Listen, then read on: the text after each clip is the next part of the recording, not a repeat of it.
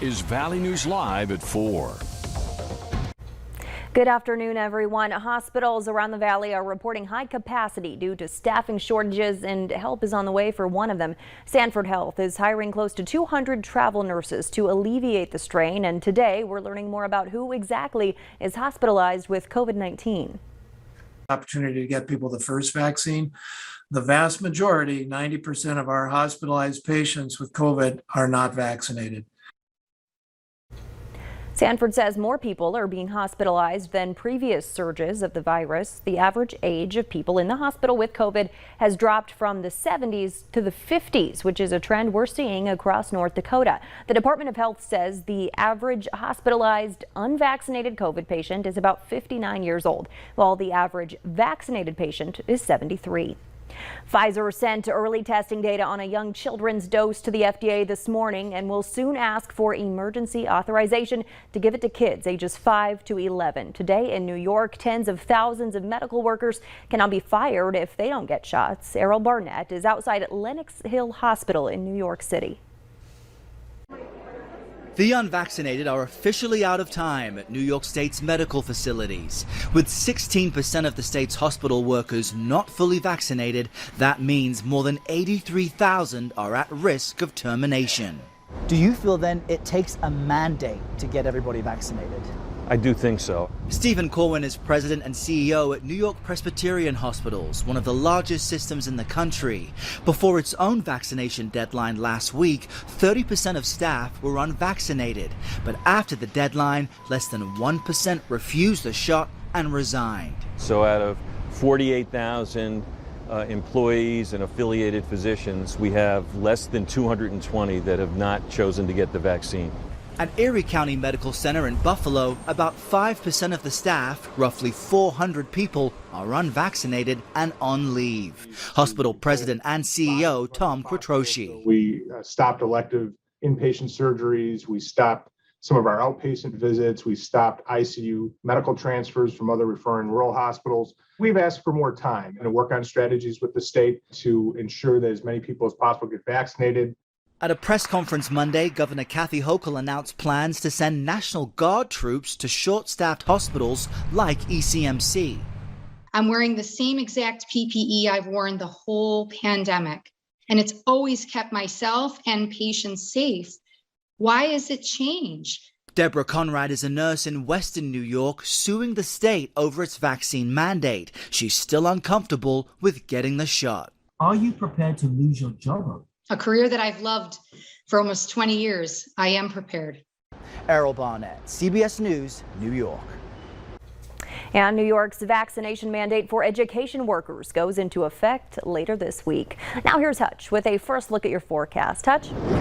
Thanks, Stacy. Hello, everyone. It's been windy and extremely warm as forecast. Taking a look at our camera down in Richland County at the Dakota Magic Casino.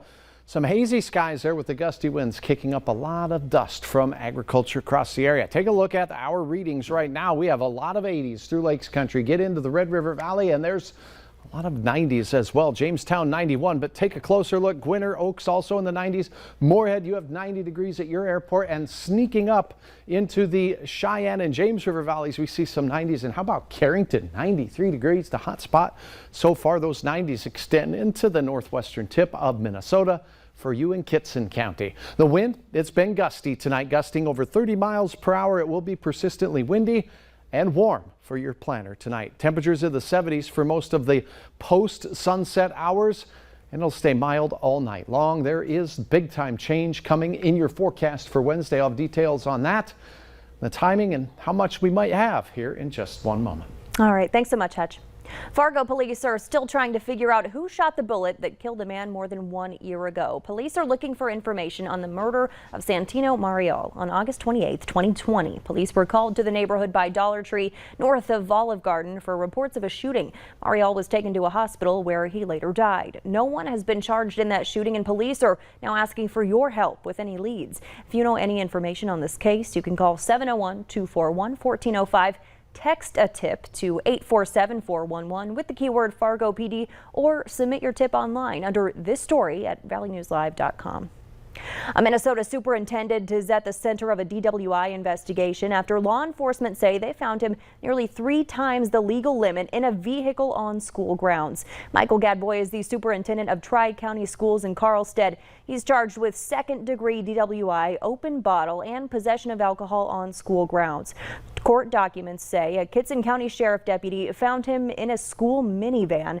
He gave the deputy a credit card instead of his ID and was allegedly not able to keep his balance during the sobriety test. A review of his driving record shows 2 prior DWIs in 2015 and 2017. There's new information today on that car-bike crash in West Fargo that critically injured a young teenager. A GoFundMe for Taryn Klein says he was hit while riding his bicycle the day after his 13th birthday. The page says Klein has a critical head injury, a broken femur, 3 fractures in his lower jaw, 2 fractures in his eye socket, and a dislocated toe. His family also said he had surgery to remove a section of his skull to allow for swelling in his brain, and they expect he will need multiple surgeries in the future. Valley News Team's Bailey Hurley talked with Taryn's dad today. You can see that story tonight on Valley News Live at 6. Gabby Petito's murder captured the interest of the nation after she was reported missing on September 11th. The family of Gabby Petito announced today they're starting a foundation in her honor. The goal is to help families who are in similar situations. It means a lot to me that she's touched so many lives already, and this is only 2 weeks into it, and I'm so proud of her for doing this, and we're going to keep it going. Like you said, keep the light going and help a lot of people if we can. The search is still underway for her fiance, Brian Laundrie, who is a person of interest in Petito's murder. The Secretary of Defense and top military leaders are testifying publicly for the first time since the chaotic withdrawal from Afghanistan and the suicide bombing that killed 13 U.S. troops and dozens of Afghans. As Natalie Brand reports, both Republicans and Democrats pressed the officials on what went wrong. Lawmakers across both sides of the aisle have the same question for top U.S. military leaders regarding the final weeks in Afghanistan and Kabul's fall to the Taliban. What did we miss? We absolutely missed the rapid 11-day collapse of the Afghan military, and many units did fight at the very end, but the vast majority put their weapons down and melted away. The Pentagon leaders defended the decision to leave at the end of August, saying staying longer would have put U.S. personnel at greater risk. Staying at Bagram, even for counterterrorism purposes, meant staying at war in Afghanistan. But Generals Mark Milley and Frank McKenzie testified they advised both former President Trump and President Biden that the military should have kept a presence on the ground. And my view is that 2,500 was an appropriate number to remain. So I would advise any leader, don't put dates certain on end dates. Make things conditions based. While the military mission in Afghanistan is over, defense officials testified the threat of terrorism coming from the country remains a concern. A reconstituted al-Qaeda or ISIS with aspirations to attack the United States is a very real possibility. As defense officials look to the future, they acknowledge reflection is needed as well. We helped build a state, Mr. Chairman, but we could not forge a nation. Secretary Austin says the strategy of the 20-year war will need to be reviewed. Natalie Brandt, CBS News, Capitol Hill.